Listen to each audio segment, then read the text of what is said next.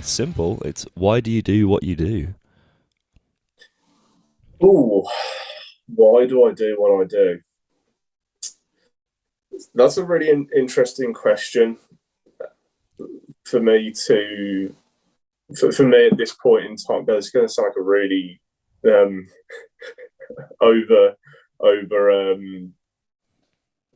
how can I describe it? So I'm like the one time that I said, oh, 9 a.m. for the call. I'm gonna be up for ages at that point. I'll be well ready. This is the one day where I wake up literally 10 minutes before the call, so now my brain is just not there. But I apologise if I'm not as sharp.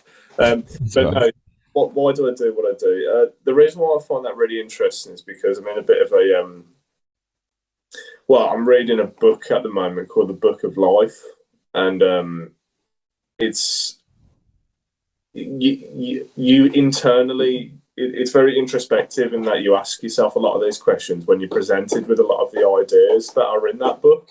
Well done, sir. I could see a cat running around. For anyone listening, it's a nightmare today. So I'm not really quite sure why I do what I do. I think the human race has certain needs, and that is food, water, companionship. But funny enough, one of the things that, I mean, this might be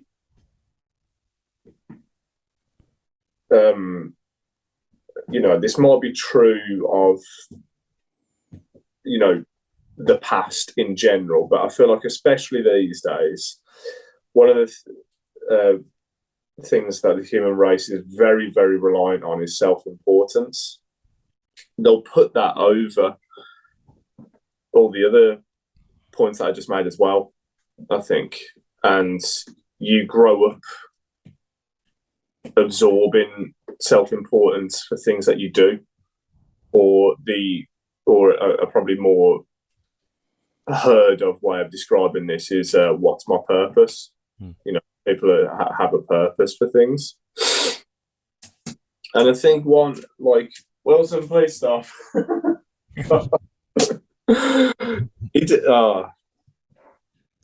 Speaking of purpose, your cat has some real purpose. It's to wear me down. I think where it's come from for me is that I've always had this urge to perform, to be watched. I'm assuming you say, why do you do what you do? Because of bands, or because of music? Open-ended. It could be a lot of things, actually. That's a good point. So this could turn into a bit of a long conversation now. It's good. But yeah, for music, then I've always really enjoyed just being watched. Bit of an attention seeker, if you like. But my immediate family, like my mum, my dad, and my brother, we've all been quite. There's been music on all the time. It's interesting, actually. We're a musical family, but we're also not, because my mum doesn't play an instrument. My brother doesn't really play an instrument. They'd like to, but it's, I don't know, it's just not who they are as people to play. They love music, but they don't play music. But my dad kind of wanted to, but he just, busy with work and could never get into that. These days, he's playing guitar, though. But there was always music on. So I think there was something, kind of intuitive with wanting to perform and wanting to be seen, with wanting to play an instrument, and then starting to get into bands and watching music videos. That's a big one, actually, watching music videos. I think the big one for the past few decades for musicians. I've been able to hear their favourite band and then see them performing on a screen. I think that's what kind of really. I remember watching. Do you remember Top of the Pops? Yeah. I remember for some reason, Good Charlotte were on. Oh, cool. One, with Lifestyles of the Rich and the Famous. I seeing that as a kid and being like, oh my God, these guys are literally the coolest people I think I've ever seen in my life. I just wanted to do that. I wanted to be that. So I thought, and that was around the age of like 9, 10, I think, more like 10 probably. And pestering my parents, can I have a guitar? I want to be in a band. And that kind of went from there. Then I've been very, very lucky with that, because I met Chris, the drummer, in Oceans very early on, after like getting a guitar and starting to have lessons. And I think without having met Chris and being in a band so early on, I probably wouldn't be, quoting the question, doing what I do now. Really, really strange thought, actually, because we just did so much work together constantly throughout the years that kind of set the way of it was ticking all the boxes for me, because I was getting to make music, basically do what I thought I wanted to do as a kid, and start performing and doing all that kind of stuff. So in terms of why do I do what I do with music, I think it kind of stems a lot from them. Stems a lot from that, having this very musically interested family. My dad always playing heavy metal tracks. Them being very supportive of that as well when I showed more interest of it in the future. For that kind of aspect of my life, I'd probably say that's why I do what I do. There's a lot of other things that I do. This is what I mean. It's quite a broad question, isn't it? Yeah. If we're talking as of recent, what stuff do I do?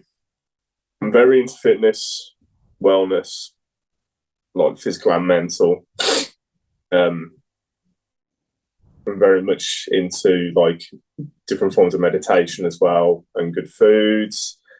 God, I've been so busy at the moment. It literally is like I wake up, I do my morning routine, play guitar for a few hours, go like teach my lessons, and then spend some time with my wife at night, which is like an hour, and then I'm literally there like falling so dead I can't keep my head up. But with like well-being, then I've passed like a couple of years of actually it was because of lockdown.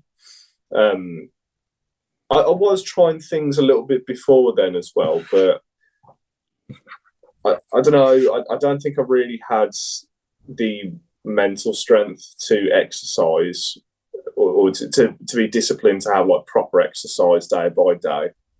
But when I was in lockdown, I was definitely I had reduced work, so I knew I had to try and fill in my time doing some things, different things throughout the day. So I was staying. I wasn't married to my wife yet, but I was staying with her mum and dad at their place, and her dad's work just continued like normal. He could do it remotely, and I didn't want to be, I didn't want to be the other guy in the house. But he's doing nothing. It's just like, oh, I've got my guitar. I'll practice guitar and whatnot. It doesn't look. I mean, you can look at it however you want, but in my head, I was just like, oh, I've got to be looking like I'm trying to look after myself and do stuff. So, like, I started doing HIIT workouts during lockdown.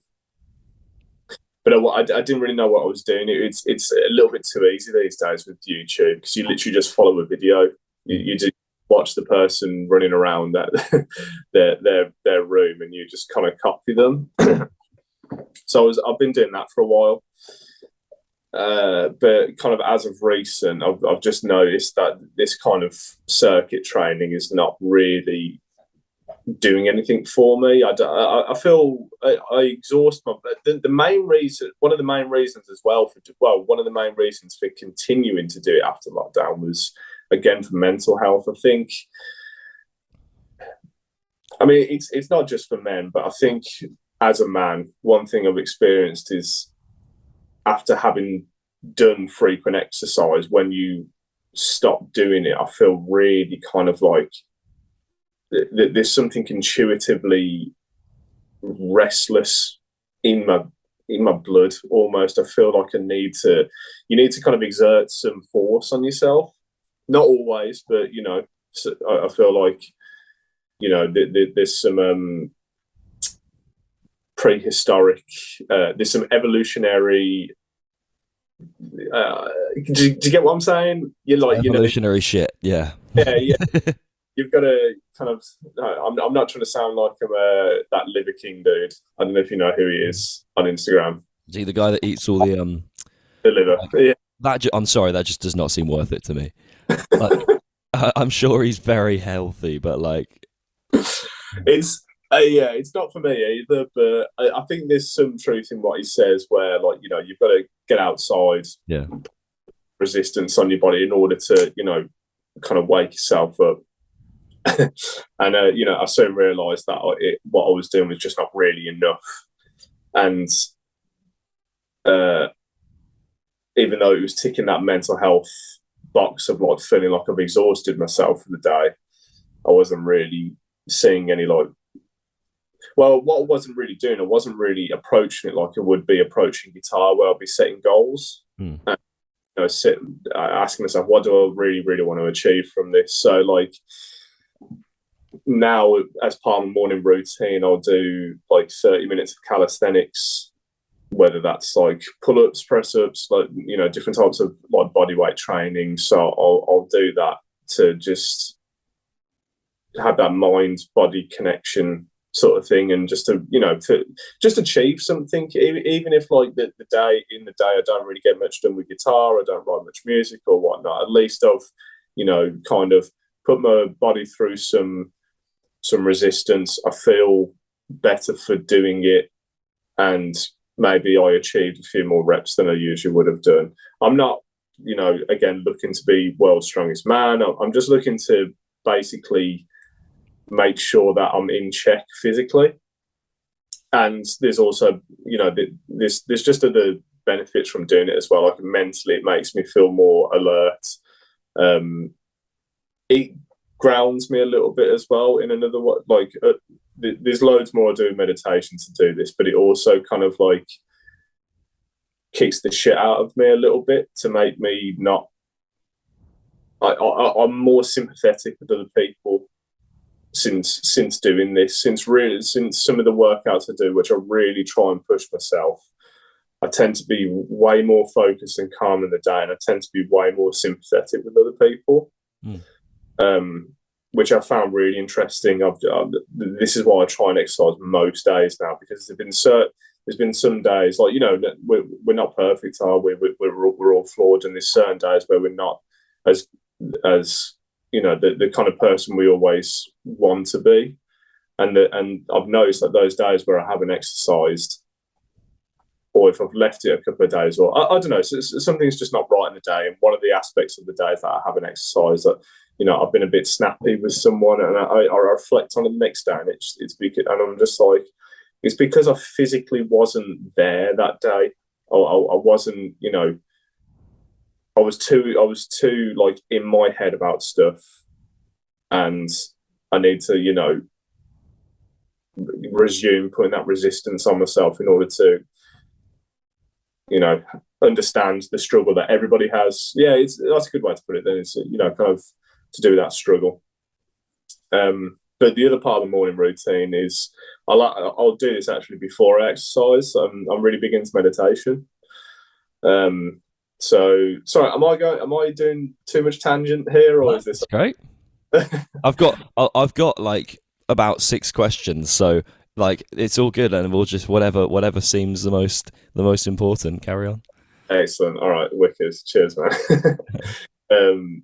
It is interesting. So I only talk about this sometimes, usually with like family or friends, like off the cuff, like, and they're just like, oh, like when I talk about doing cold showers, they're just like, what? Oh, you crazy? And like, kind of, I don't really like do too much talk too much more about it, but it's interesting to talk about it like this. But yeah, so before I actually train, I'll meditate. and different forms of meditation.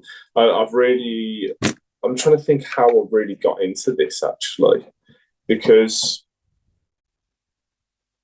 I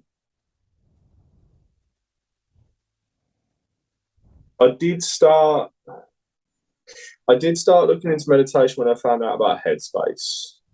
I think I found Headspace or heard about it on like YouTube advertisements, and then me and my wife watched the little series that's on Netflix.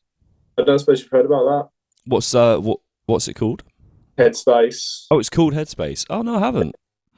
It's quite interesting actually. It's just this chap who used to be he's an English fella who at an early age, like, kind of, I don't know if he ran away from home as such, but he kind of went to, East Asian countries and basically became like a monk.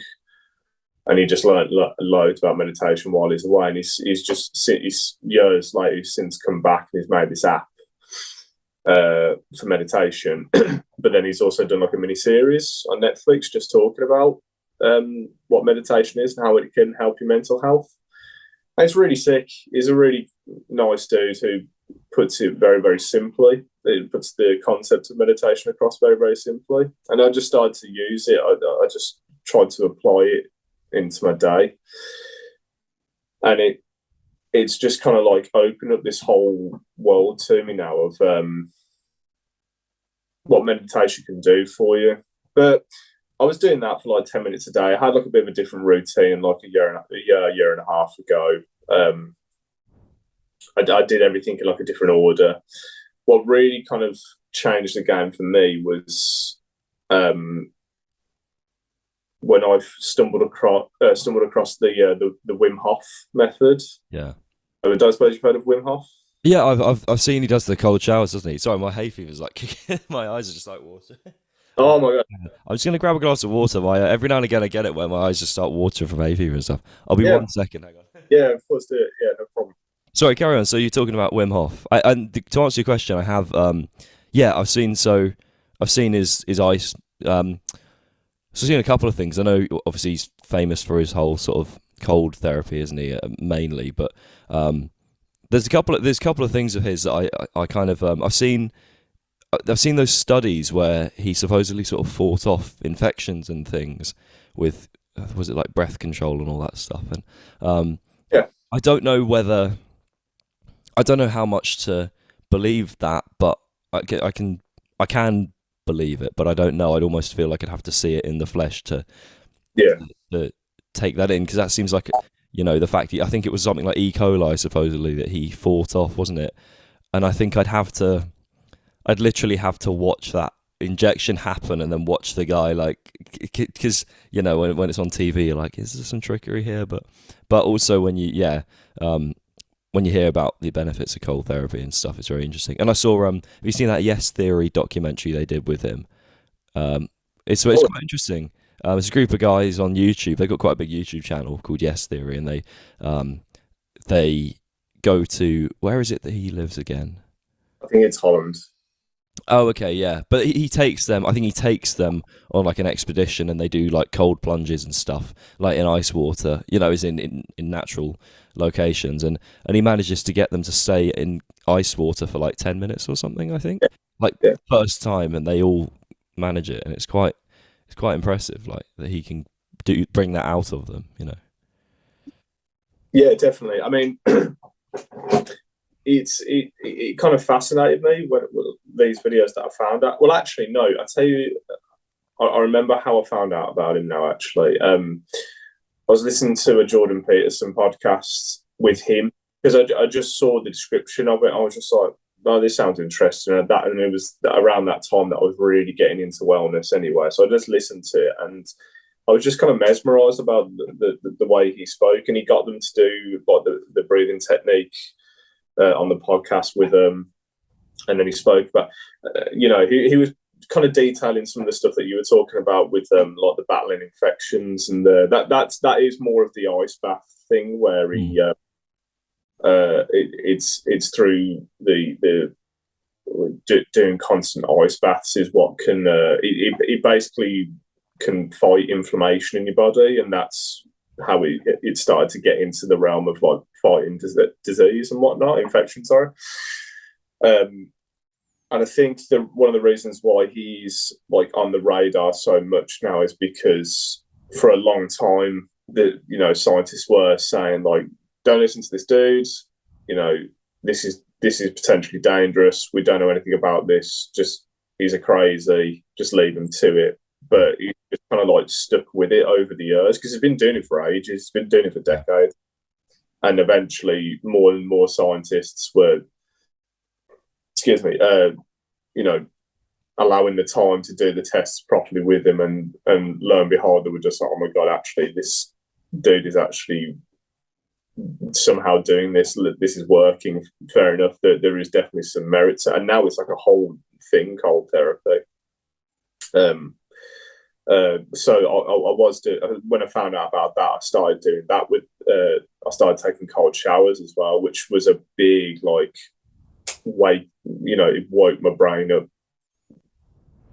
exponentially. I couldn't believe like how different I felt after taking these cold showers.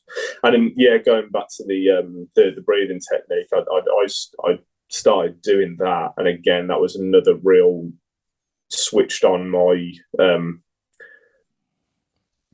conscious brain and subconscious brain to a level of which I'd never really understood before. I actually like felt happy for no reason, which was really, really quite something. And ever since I've been, it's funny really because he's got that. He did that show for BBC, Freeze the Fear, with Wim Hof, and he had like these celebrities, like Professor Green. I think did he have Professor Green? Oh, I saw the adverts. I never actually watched that. Yeah, I did mean to. Yeah, and it's really. I haven't watched any of it, to be honest, because like I don't get obsessive with these people, but I just kind of like take the stuff that they do and do it myself. But I watched a little bit of it, and like these celebrities, they're doing the cold therapy, and it was interesting really. So I stumbled upon a YouTube video of them doing like the first time doing the breathing the breathing method with them. And some of them like started crying and whatnot, and everyone was like commenting saying, "Oh, what they're just acting. They're so dumb." And I was just there like, "Shit, I actually did cry the one time I did it." It's like such an intense experience that you would only think of getting off like doing drugs or alcohol or going on a roller coaster. It's the only way to make you feel something. Whereas it's you don't actually need to do that. You can actually get it through meditation. So I do a lot of that. I don't do just Wim Hof breathing method in the morning though. Like I will do, I'll do like other types of meditation. I kind of see almost similar ways to exercise, that you don't just do the same exercise every day. That you'll do different things. But yeah, I try and always do that just to really, I try and keep my brain sharp. And just allowing time for my thoughts to just be there and go, and then do the physical exercise. And then after I've trained, that's when I don't have as many cold showers now after training, just because I've been reading, like I keep hearing more and more people saying like you must not really, if you're looking to try and grow muscle and increase your body size or whatever, you mustn't have like cold showers immediately afterwards, because it can basically short circuit the inflammation property to muscle growth. So now I'm just kind of at the moment mostly having lukewarm shower, if that lukewarm showers, and then like on my non-training days I'll have like a cold shower or I'll have an ice bath. I did my first proper ice bath at our drummer's house. We went and bought a bunch of ice. We didn't do it together, by the way. We did it separately. It's a weird image, when like you're kids and you get in the bath together. It's like the weird adult version, just have an ice bath together. No. We had swimming shorts and we both did it separately. But I like you had to point out the swimming shorts. We thought, well, we're going to do it. We're going to do it naked. Yeah, exactly. We're bros. It's cool, but some people were getting confused there. But yeah, I did my first ice bath the other week, and that was really interesting actually, because it was very, very intense at first, but then I tried to do the Wim Hof breathing technique method after a certain amount of time, because that's what kind of like something that he does, and it was mad. I was just like, whoa, I actually could sit there, and I remember I think I managed to like hold my breath. Well, you don't inwardly hold your breath, you kind of, it's like an exhale, and then you leave it, so there's no air in you. And I think I like held my breath for nearly like 3 minutes. It was really weird.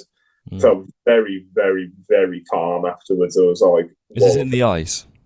Yeah. It was a really, really it was a really intense experience. And as well, like I was doing loads of guitar practice that week for these guitar playthrough videos for Chris's solo stuff, and I was starting to get a bit of a tennis elbow, just like from just so much practice. And like I did that, and I could, after the ice bath, I could like feel my elbow, like it was like electric. And I had like a hot shower immediately afterwards, and like doing that hot cold therapy can really accelerate repair. And I was like fine the next day. It was crazy. So yeah, so that's like the morning routine. Apart from that, I just I try and eat healthy. I try and eat like a really, really balanced diet.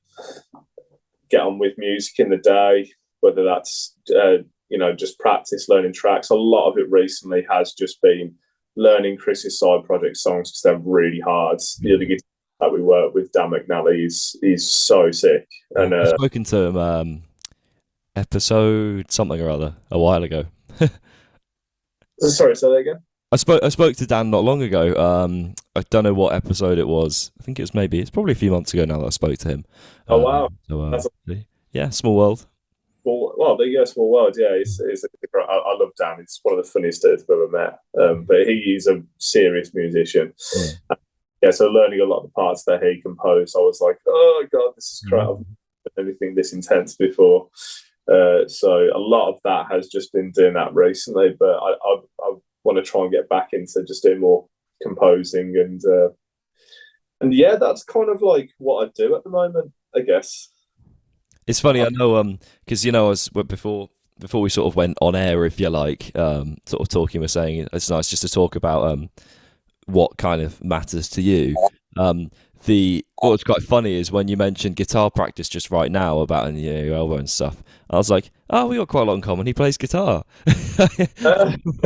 Almost just because we're just talking about like all these other things, which I find it really interesting when people, and I'm always interested to talk to people who have that introspective, even just that awareness of, I think just that understanding that you can do things to better your mental health. I think it's quite sad that a lot of people feel that they can't do anything to help their mental health. And I know for a fact that if I don't, like, I know there are a certain few things, if I don't do them, if I mentally don't feel like I'm in a good place, and if I'm not doing, getting up at a good time in the morning, eating healthily, exercising, having a routine, if I'm not doing those four as like a bare minimum, I don't even ask myself that question yet of like, why am I unhappy? I'm just like, no, I've got to fix those things. If I'm still unhappy after that, then there's a question to be asked for me, and I think a lot of people, I'd be interested, I mean, I'm no psychologist, but I'd be interested to know, when you look at sort of rates of like mental health problems, and you said it, among men a lot of it, but obviously it is among all of us, but I'd be interested to hear if everyone with sort of mental health issues were to be somehow just sort of magically made to do these things, get up in the morning, exercise, eat healthy, and have a routine, like, and there are a couple more things to do, but and maybe things like avoiding too much alcohol, drugs, whatever, those sorts of things. I'd be interested to know how the mental health sort of structure of the country or even the world would look. I think it would drastically go down. And it almost sounds like I'm demeaning people's problems. I'm really not doing that. But I think just doing those few things allows you to tackle those problems head on. And I think the problem with a lot of people I know, a few people come to mind right now in terms of people I know, like my friends, who I know have mental health issues that they might not get fixed by those things, but they might be able to tackle them if they did these things. But what was it that kind of, I don't want to get too sort of invasive with it, but was there anything in particular that prompted this kind of introspective reflection on, mental health and your state of wellness? Is there something was there a moment where you thought, I want to focus more on me in that way? Yeah. So you made some really good points that I do often think about, how things can be different for the world as well. Maybe we'll get more onto that in a bit. But personally, I've always, I think there's, if I dive in a bit here, there's always been a little bit of a mental health problem with the men's side of my family. Anyway, I think you can get something hereditary here, where it's a gene, isn't it? I mean, it's really, really complicated. I don't know the science on it, but I've got some kind of idea that this can happen. So I know my brother has struggled with things, and my dad struggles with stuff as well. And we all struggle in different ways. So I've always kind of had something there as well. I've always had like an anxious way about me. There's things that have happened in my childhood which were, unfortunate, and you get that conditioning from there, from bits of like bullying here and there. I've always I had a low self-esteem for quite a while, and with the work that I was doing, because quite early, I mean, I'm 29 now, but I've been doing band for quite a while, and we were like kind of thrown into that professional environment for quite early on. I think when we went to go record our first album, I only just turned 21. I mean, we were doing stuff before then anyway, but I only just turned 21. And we flew to America, and we did all that. And it was really exciting. And then we come back, and then we start touring full time, like going back and forth to America a bunch. It was crazy. But those are really, really tricky environments for people that don't have good mental health, because it was always poor sleep. Alcohol is always a problem with that as well. Not really living in the real world as well. I've definitely got some choice opinions about the world of celebrities these days, or just people who are in the public eye. There's certain people where I do think, I don't think we're on planet Earth with these people right now anyway. But I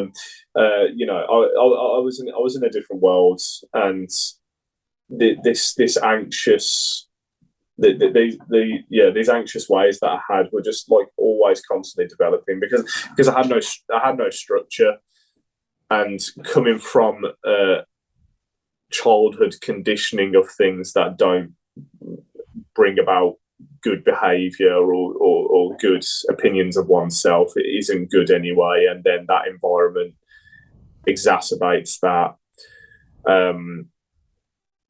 It got to a certain point where I was just like, I can't do this. I'm like literally going crazy. Some dark days with some dark thoughts. But I really had some like nasty thoughts about myself like some years ago, and it just made me think, like, this is crazy. Like, what is this? What it's meant to be? Is this what I'm meant to feel like? And for some years, because I've made a lot of mistakes in my time. I've done some, shitty things, and I would, to a certain degree, I would leave myself to suffer, because it's just like, internally, I'm just like, you deserve that.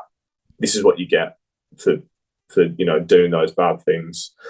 But then on the flip side, I was just like, okay, well, how can I function into? I think this is the slope that people fall into, and unfortunately, it goes very, very wrong. And I was thinking that, I was just like, if I don't do something about this is going to get really out of hand. So I just got some water. Sorry, one sec. All right. Good for you. Yeah, so hydrate. The wellness, yeah. Actually, that's another one to add to the list. Hydration.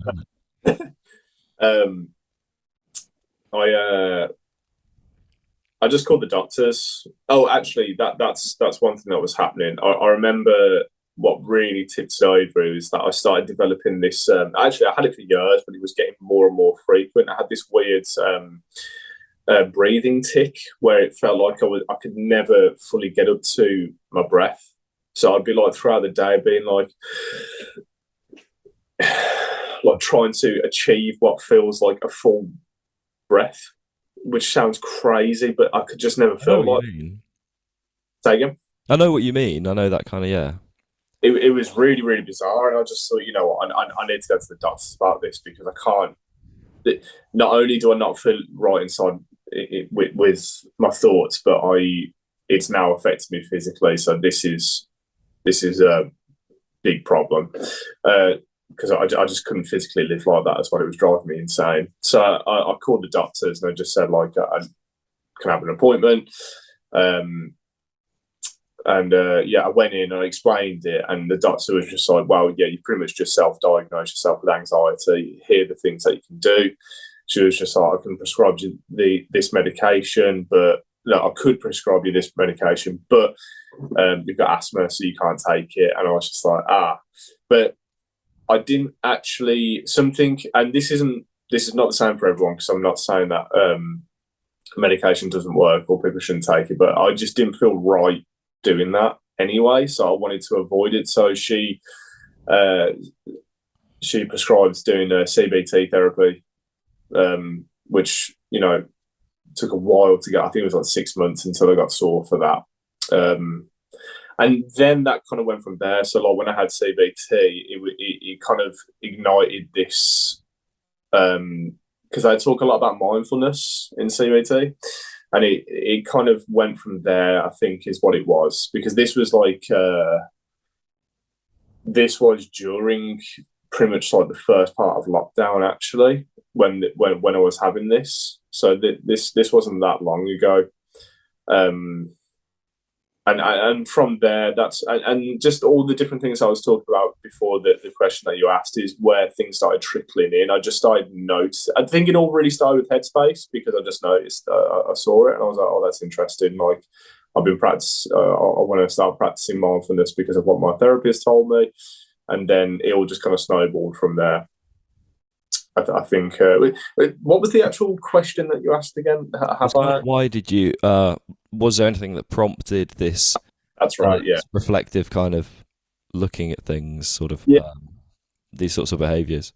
Yeah. Yeah. Good. Okay. I'm glad I didn't go too off tangent there. You can go off piece as much as you want. Yeah. So yeah, that was kind of what it was really. Then just like those personal struggles, just strange. Reasoning to feel like I needed to endure that to serve some higher purpose for whatever reason, I don't know.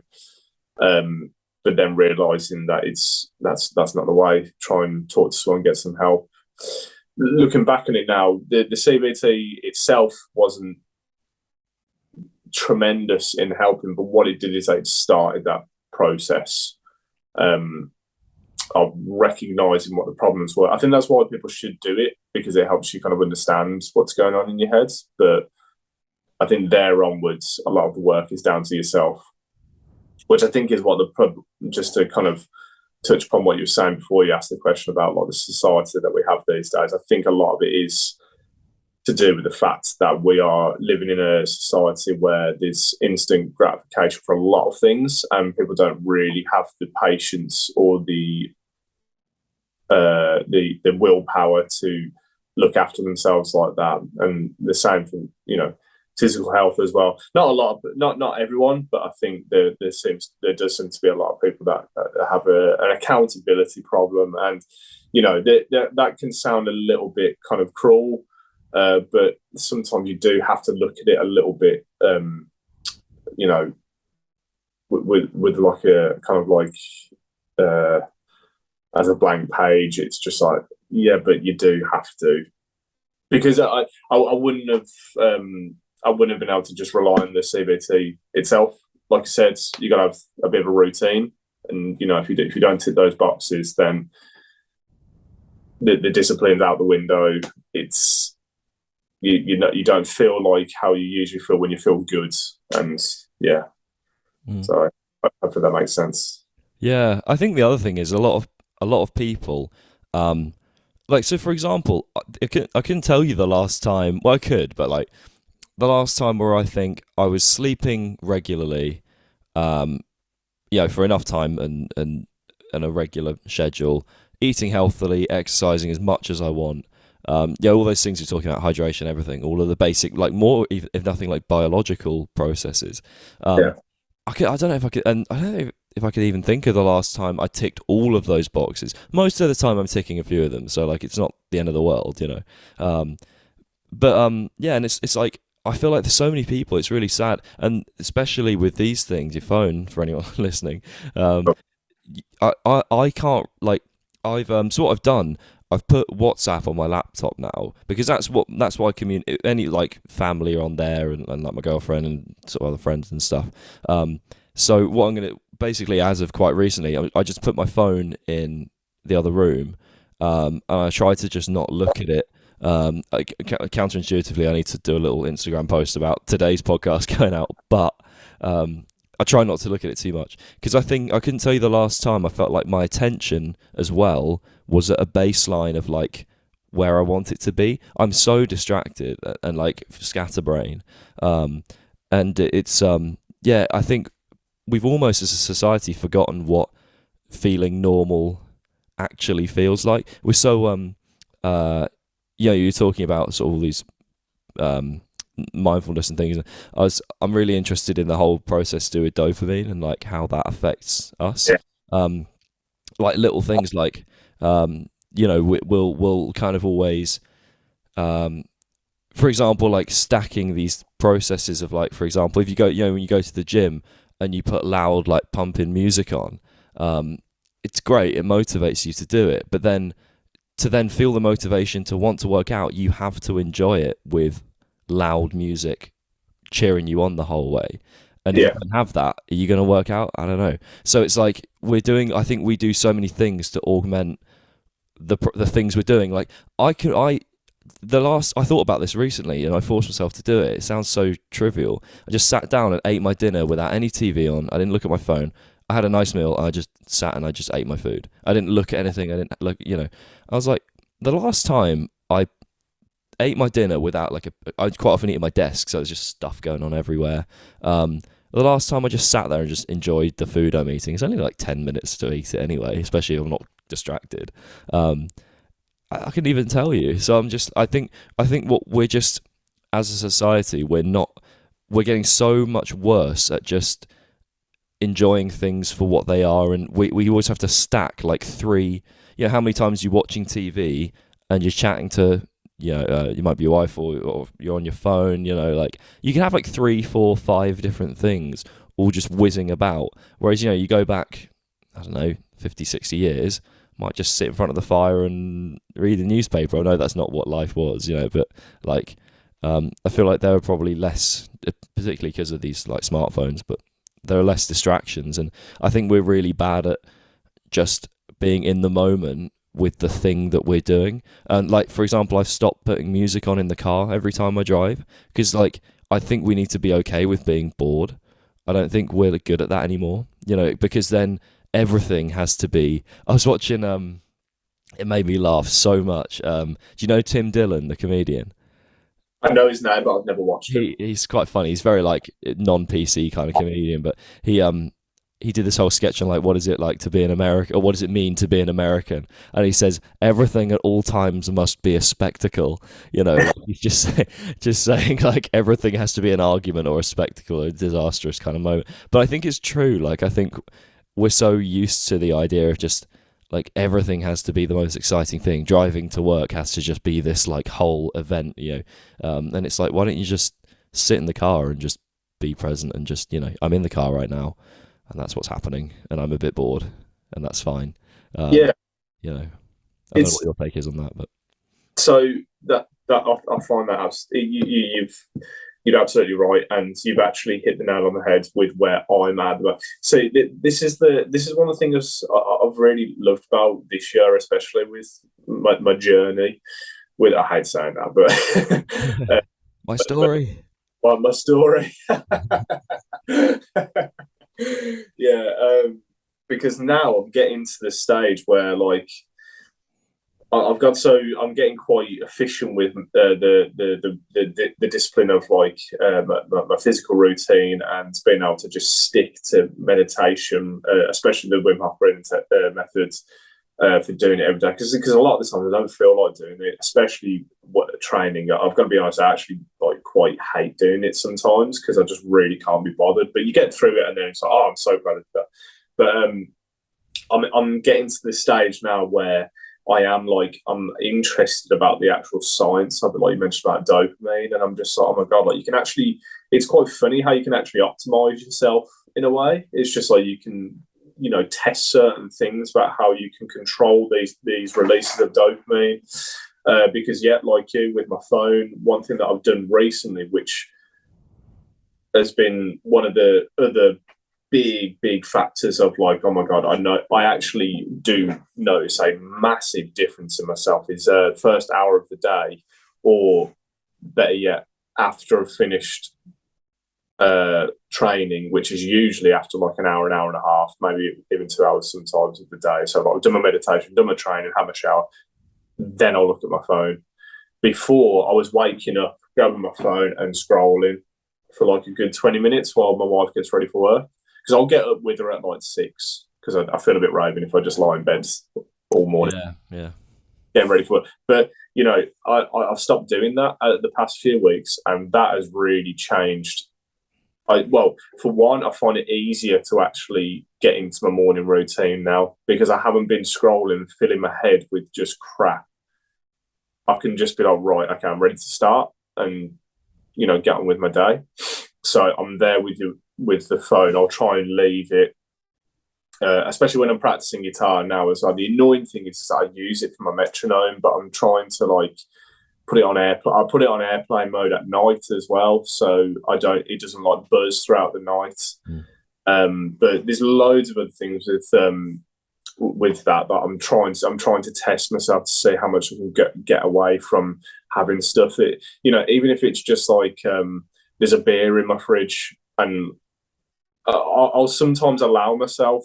I don't want it to sound like I'm being miserable. Everything has to be water. Everything has to be clean. I can only have one beer a week. It's not so much like that, but it's more the case of like, I really want that.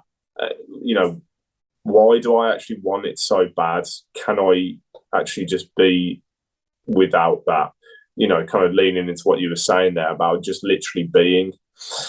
But I'm reading I think I mentioned it earlier in the podcast. I'm reading this book at the moment called The Book of Life. It's this, it's kind of like a book that's been made out. It's not something someone's wrote. Well, that they have wrote, but what they've done is they've taken a lot of talks made by this guy called, and I'm sorry if I don't pronounce his name right, but his name's Jiddu Krishnamurti. He's like a meditative practitioner, public speaker, but it's absolutely fascinating because he brings about a lot of these problems that we have, where he talks a lot about dependency. And one of the things that really got me was he said something like, what if there was nothing? What would you do if you couldn't, these things that you want? Because a lot of human misery is linked to wanting things. So you want to have the newest phone, you want to have fast food, you want to have this girl that you're seeing on TikTok, or man, or whatever, a lot of human misery is linked to that. But what if there was nothing? What if you couldn't have that chocolate after dinner, or you couldn't have your phone with you while you were eating, or not even what if there was just nothing? And I sat with that thought for a bit, and I was like, that's really interesting. That is, because what would we do if we couldn't have if the baseline of things that we could have was literally just water and whatever food natural to this earth we could find? And I think that's why there is a lot of human misery, because we have too much now, and we don't know what it's like to not have things. And dopamine's a big one, because dopamine's like a reward chemical in the head, which can be used for good things You know, it's always going to be there no matter what we have. But people are just, they are, and myself included, you know, sometimes even, you know, as of recent, if I'm doing too much, looking at like for when I'm traveling with bands, if we're in the van and there's nothing else to do, I'll look at my phone loads, and I do start to feel like just weird after using it so much. So, you know, even nowadays I'm doing it as well. But yeah, trying to control, it's very much about balance and being able to control that. You know, you can, the world has evolved for us to have these nice things, and you should be able to have them. But it is about balance. So I'm very much like with you there with like trying not to overdose on things like that and try and just be. And I saw I posted on my Instagram last week. It really annoyed me. I saw this. It was on the BBC News app, like on the front page. It was they tried a mindfulness study in schools in some schools for about 10 weeks to try and teach kids about mindfulness. I think it was like secondary schools, so they weren't like 5-year-olds, obviously. The way that they worded it just really infuriated me. I think they used the words, it was largely a failure, and the kids said it was boring. I was like, I could tell from the get-go that they hadn't been kind of taught this properly. Like, if the kids were saying it was boring, it's like, well, first and foremost, that, yeah. Being like meditating and being mindful is not a very thrilling activity. It's not designed to reward you with anything.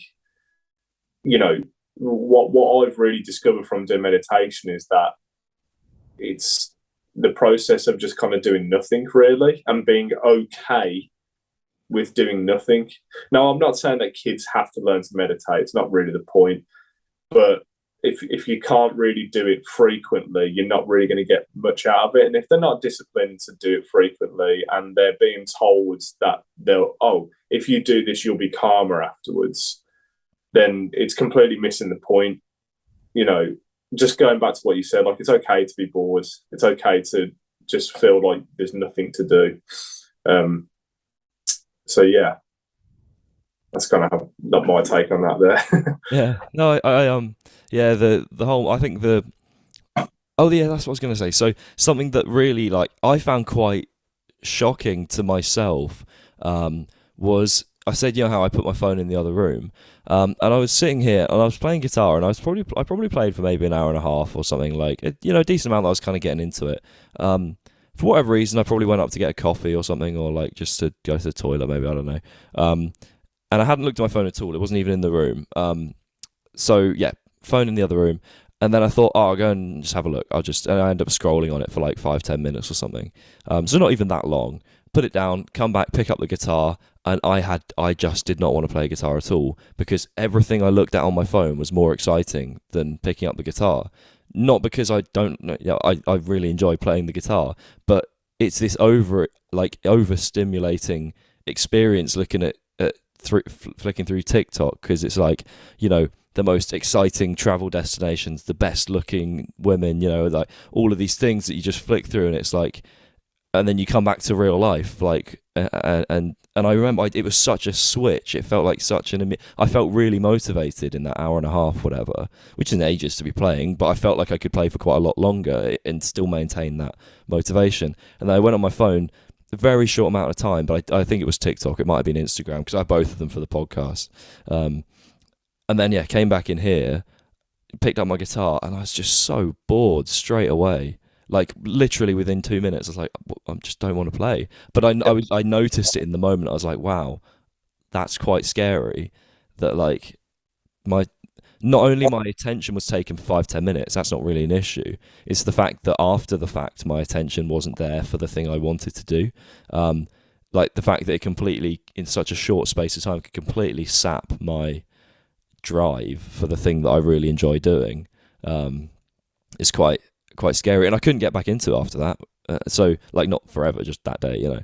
Yeah. So I found that quite striking. You know, that process. So I'm really trying to avoid TikTok and all that stuff where I can, because I think it's just like I said, that after that I was like, if you think about it, if you do that, you talked about picking up your phone in the morning and looking at it for 20 minutes. I looked at mine for 5, and then I didn't want to do the thing I wanted to do. If the first thing you do in the morning is the most exciting thing you do all day, how are you going to find the motivation to, the most sort of, and it is the most like rewarding in terms of dopamine and all that stuff. It gives you that hit, doesn't it? They talk about like dopamine hits and stuff. It kind of gives you that immediate thing. And I think, like I said, we need to be okay with like waking up and just have a coffee or have your food, or I don't know, just get yourself ready. You don't need to look at your phone. Like, why do you need to do that? Sometimes I find it good just to wake me up, which is really annoying if I'm really like close-eyed, and that just the bright light a little bit kind of just, but you can get bright light out the window even on a cloudy day. Like you can just so I don't know where I'm going with that personally, but yeah, it's a tricky one to avoid as well, because phones are so useful. There's so many benefits to having a smartphone and social media and all that stuff. I don't know whether I'm interested. Okay, so here's a question for you. Do you think with social media and general sort of things that make our lives easier on our phones, do you think because for me, I think we've kind of been heading in a direction of going a bit too far, where our attention's completely focused and we don't know how to responsibly use social media. Do you think we're going to keep going that way of irresponsible use of it? And do you think there'll be a tipping point? Or do you think, are we just doomed? Are we just going to become these kind of slaves to all this stuff? Well, I think we are a resilient and adaptive species, because you could say that about a lot of things. Like you could say that about TV. A lot of people spending too much time watching TV, just sat there, and people still do that. But you're seeing, and going out drinking and stuff like that as well. But these things are drastically falling because people are just moving on to new things, and phones is a new one with social media. There is a more rapid response with social, especially things like TikTok. I do genuinely think TikTok is not good for people. That one especially is really, but just because of it is the most rapid form of social media out of all. I mean, even though Instagram mimics it and stuff like that, TikTok is just way too quick. All TikTok isn't it? It's just that. Yeah. So I feel like we will adapt away from it, because people don't. This is going to be like a really ham-fisted way of putting it, but people don't want to get into a state where they're on the verge of hurting themselves. For good, or for better or for worse. But we people will move away. Well, it's kind of the balance of life. There will be people that will just constantly be stuck in that cycle of using whatever it is that they have to satisfy those dopamine receptors in their brain. But the people like this are having this conversation now, and there's a lot of people. I see my YouTube suggestions. It's just littered with all these different scientists talking about how can you optimize your dopamine use for the day? How can you better spend X, Y, and Z to get away from your phone? Doing all this kind of stuff to just like improve yourself. And there's a lot of these have like millions of views. So there's still a lot of people out there that do have kind of like a similar approach to us, how they want to get away from it. It's yin and yang. There will always, it will never just be one kind of like overriding. Everyone now just stops using their phone because they know it's bad for them. On the flip side, I don't think there's going to be loads of, there's millions and millions of people that do overuse their phones. But like I said, we're having this conversation now, and there's lots of other people having these conversations. So I don't think it'll be a problem. I don't know what is in store for the human race in the future for things like that. Maybe there will be something past having a phone in decades to come, which will be the ultimate thing where we just can't stop looking at this thing. I don't know what that is. It's going full on like Wall-E direction. Where like where the people that like they drive around, don't they, in the little carts, and they're just kind of and we'll just be sort of interfacing with each other, and then we'll just be like, why don't we just talk? Yeah. I think it's got a way to go because I don't think things are drastically bad enough yet. I think it's a weird parallel to sort of mental health, where societally, when you talk about things like TikTok and how it is affecting societal productivity. We could all be doing more to make the whole, even just a national level. Everyone in the country, if no one looked at their phone, if everyone spent less time on their phone, you'd have way more positive conversations between people. I think mental health would improve, and because of that, the whole country would move in the right direction. And but I don't think we're in a bad enough place yet, like where, or at least not that we've noticed. I think maybe we are, but people haven't clocked it. I think it might need to get a bit worse before people go like, okay, we really, really need to, it's in like the government even possibly, like we need to do things to stop people just getting so lost in their, in the social media and all that stuff. I think that's what I meant with like, if people are like, again, I hate to, use such like nasty language with it, but if people are like killing themselves left, right, and centre from self-deprivation of just not looking after themselves, yeah, you're right. It's not quite got to that yet, but let's hope it doesn't. Yeah, you never know. It's a scary thought, but okay. So let's kind of like wrap up with a more positive kind of spin. Because if you could give someone like a crash course in 1, 2, or 3 different things, like say someone was about to get on the bus and you were chatting, we were having this conversation, I'm about to get on the bus and disappear or something. What would be like your little crash course of like, right, before you go, do these things, and here's a brief explanation of how to do them to feel better, or just to feel better, I guess, to do better, do more with your day, and just be happier in general. Okay. Aside to them, one, are you looking after yourself physically? Are you moving your body enough throughout the day? Are you eating the correct food? If you're not moving your body enough throughout the day, your brain is going to could potentially become dull because of it, because you're not waking your body up enough. And 2, if you're not putting in if your body's not getting the correct nutrients, then again, your brain is going to become dull because of it, because it's lacking in activity. Don't allow yourself to be one of those people that are just lucky enough to not be affected by that, because obviously there's people of all different shapes and sizes. But if you feel yourself, if you know you don't look after yourself physically and you're not eating the right foods, that could be a big reason why. 2, do you struggle to physically just sit still and do nothing? If so, you need to train that, because otherwise you are not very mentally resilient otherwise, and that's okay. 3, you need to, if you can't get outside walking on the grass or around the trees at least once a week, then or even just like being with friends, then the life that you're leading is too busy, and you need to ask yourself, is it worth it? Big time.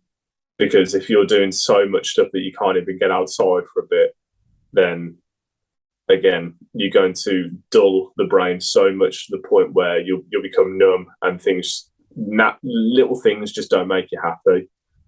And that is definitely from personal experience now. After doing my routine of looking after myself physically, trying to test myself mentally, I find that just going out and walking and looking at trees, as silly as it sounds, actually brings me a lot of joy. That would be my crash course. Nice, yeah. I think that all makes sense to me. Yeah. The only one I would add that I am so bad at, and I think we're all really bad at, and it's so easy, is just staying hydrated. I feel like that makes such a difference. Yeah. You said about food though, it's kind of the same deal, isn't it? It's just like what you're inputting. But like, Yeah. when you look at, you're meant to, I think as you're the average male, I think you're meant to drink. I don't know whether this is included in food or not. I don't quite know the facts, but because obviously so you take a lot of water in just through what you eat as well. But, or not a lot, but some. But I think you're meant to have about 5 pints or something of water, aren't you? Sometimes I'll have like, a couple of coffees and a pint of water in the day. I'm like, that's definitely not enough. And the amount of days I have where I do that is crazy. But anyway, I could go on about that forever. So what I need you to do is ask. It kind of flies by when we talk about this stuff. So I need a. It's funny. I'm glad we could, because I write stuff down in terms of like what to talk about, but I much prefer it when we can just kind of talk about wherever the conversation goes and whatever you find important to, and whatever you feel like you'd like people to hear you talk about, So yeah, I'm glad we talked about all that stuff. Thank you. So now I need you to ask a question to start the next conversation. And the more of these podcasts I do, the more we're getting into the territory of you might ask something that someone's already asked. So it doesn't. That's not like a warning. I mean, just ask whatever you want. But I'll let you know if someone's already done it. And then also I need you to recommend a small artist, like an up and coming artist that needs a bit of love as well. Okay. Or it can just be like a musician or a person. Like, it doesn't have to be. I used to say a band, but now I'm saying like artist, musician, like personality, anything, just anyone in the musical world that deserves a bit of love that I can plug. Okay, cool. Right, so the question, yeah. Right, that's the one first. Sorry to interrupt as well. The question, I've stolen this. I'd stolen and changed this idea. Have you seen the Diary of a CEO podcast? No. Podcast. You'd really like that. It's he chats to lots of people. You probably recognise some of the names, judging by what you're sort of talking about. It chats to some very successful people. I mean, he's chatted to like pop stars, but he's also chatted to he chats to a lot of scientists and psychologists and stuff. But yeah, because he's it's crazy. I can't help but admire him, but I'm always a bit jealous because I think he's 29 actually. I think it's how old he is. He's worth a few $100 million. He's one of these. He's on Dragon's Den. He's like, but he's really interesting and very insightful, and he does this with his podcast. But he asks the question at the he will ask the question from the last guest at the end of the podcast. And I think, no, I want you to start, because I noticed listening to his podcast, he always starts asking about their childhood, and I'm like, that's great, but I'm not always interested in that with every person. So I'm more interested to hear what you have to say from the last person. That's why. Anyway, sorry to interrupt. I just wanted to share because I thought you'd enjoy that podcast. That's interesting. It's always good to kind of like, modify ideas from other things that you've seen. But what's the parameters for the question then?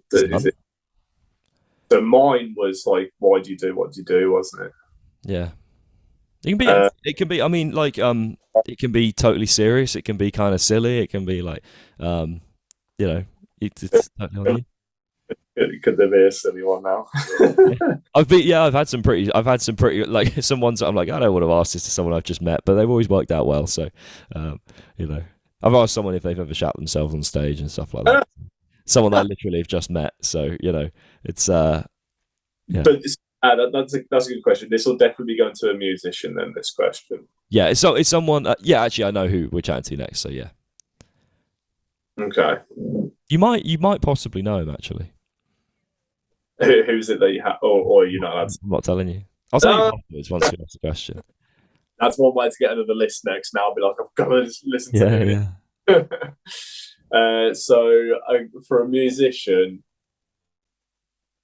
have you come close to rage quitting bands, and why? And if so, and why was that? What was that reason? That's a good question. Rage quitting as well. I love the yeah.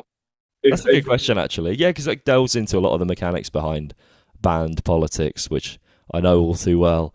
Yeah. No, that's a good question. And yeah, never had that one as well. So there you go. That's good. And I need an artist to plug to the world as well. Right. I'm going to have to just quickly cycle through some of my library, to be fair, because I can't, off the top of my head, you listen to so many things, don't you, that because I listen to so many different genres of music as well. It's the thing. It's I think I'm trying to think. What the thing is with heavy music, it's such a dedicated audience that everyone pretty much knows most bands. Yeah, That are so like when I think of mentioning people, they're not really small, but one. I'll mention two things. No, you have to pick one. Oh, is it going to be one? I'm strict with this. I'm like, there's one, actually, funnily enough, the guy that went up today, he said two, and I was like, I'll let him get away with it. But that's the only one I've let him get away. No, I think it's got to be one. I'm going to... Because all I was going to say was, it's obviously that Chris, our drummer's got his like side projects music, but I feel like everyone's going to know that anyway. That's not going to be one that people don't know. So it's kind of like not fair. But someone that I've been listening to, and it doesn't have to be. They don't have to be like an underground artist. Just someone you think that's done something cool recently. It could be Metallica if you think it's cool. They're in Stranger Things, you know, like. yeah, Kate Bush. I've heard that being taught so many times. Like, cause the place that I teach guitar at as well, there's a few other teachers, and I keep hearing that song coming from the other rooms. So I'm just like, I love it though, so it's fine. Yeah, so it's not necessarily something as of recent, I don't think. So I don't feel like a lot of recent stuff that I've been listening to has been like, whoa, like really like kind of blowing my mind. But I listen to a lot of film soundtrack. I do really love that as a genre itself. I really like the the film The Theory of Everything.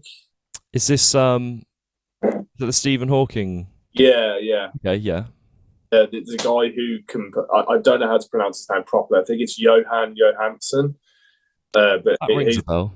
Yeah, he's composed quite a few soundtracks for films, but The Theory of Everything one is really it's. I will usually, funny like they mentioned about when you're driving about like not putting music on. I rarely put like heavy music on in the car if I do listen to music in the car, but a lot of the time I will listen to soundtrack because it's nice just to have something kind of more calm to listen to as I'm going along. And I've been listening to that Theory of Everything soundtrack quite a lot. So yeah, Hanson. Okay, that's a good one. Yeah, I've not had a film scorer yet. Go. Good one. Lastly, have you got anything you want to plug to the world or a message for the world to finish up? Then there you go. Well, I guess I'll just do a bit of my band's. Go on then. Plug-in stuff. Yesterday we filmed a music video for a new single that's coming out from our latest album. The latest album's still going to start getting announced real soon. So stick around for more Ocean's 8 Alaska stuff. Wicked. Cool. Well, thank you. No, thank you. I've really enjoyed this, man. Thank you so much.